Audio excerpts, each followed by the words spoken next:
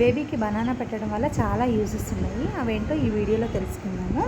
First బేబీకి solids introduce చేసినప్పుడు as soon as 6 months అయిన తర్వాత మనం సాలిడ్స్ ఇంట్రడ్యూస్ చేస్తాం కదండి.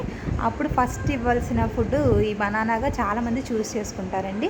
ఎందుకంటే దీన్ని ఏం కుక్ చేయని అవసరం లేదు, ఈజీగా స్మాష్ చేసేసి బేబీకి ఇవ్వచ్చు అనమాట. అదేవిధంగా 8 months ప్లస్ ఉన్న వాళ్ళకి ఇది ఫింగర్ ఫుడ్గా కూడా యూజ్ అవుతుందన్నమాట. అదేవిధంగా దీనిలో పొటాషియం రిచ్గా ఉండిద్ది అనమాట. అంటే చాలా ఎక్కువ అమౌంట్లో పొటాషియం అనేది ఉంటుంది. ఈ పొటాషియం వల్ల బేబీకి హార్ట్ యొక్క మజిల్ ఫంక్షన్ అనేది ఇంప్రూవ్ అవడానికి సహాయం చేస్తుంది. మా పాపను చూసారా ఇలా డిస్టర్బ్ చేస్తుందండి, అయినా కూడా నేను వీడియో కంటిన్యూ చేస్తాను. అదేవిధంగా దీనిలో B6 మరియు విటమిన్ C ఉంటుందన్నమాట. దీనివల్ల బేబీ యొక్క బ్రెయిన్ డెవలప్మెంట్ అనేది జరుగుతుంది. అదేవిధంగా బేబీకి ఈజీగా డైజెస్ట్ అవుతుంది. సమ్ టైమ్స్ డయేరియా ఉన్నప్పుడు కూడా ఈ యొక్క బనానా ఇస్తుంటే ఆ డయేరియా కంట్రోల్ అవడానికి కూడా హెల్ప్ అవుతుందన్నమాట. ఇమ్యూన్ సిస్టమ్ని ఇంప్రూవ్ చేయడానికి హెల్ప్ అవుతుంది. సో ఇన్ని యూజెస్ అనేవి బనానా వల్ల ఉన్నాయి కాబట్టి బేబీకి కంపల్సరీ మనం బనానా పెట్టాలండి. వెయిట్ గెయిన్ అవ్వడానికి కూడా ఈ యొక్క బనానా యూస్ అవుతుంది.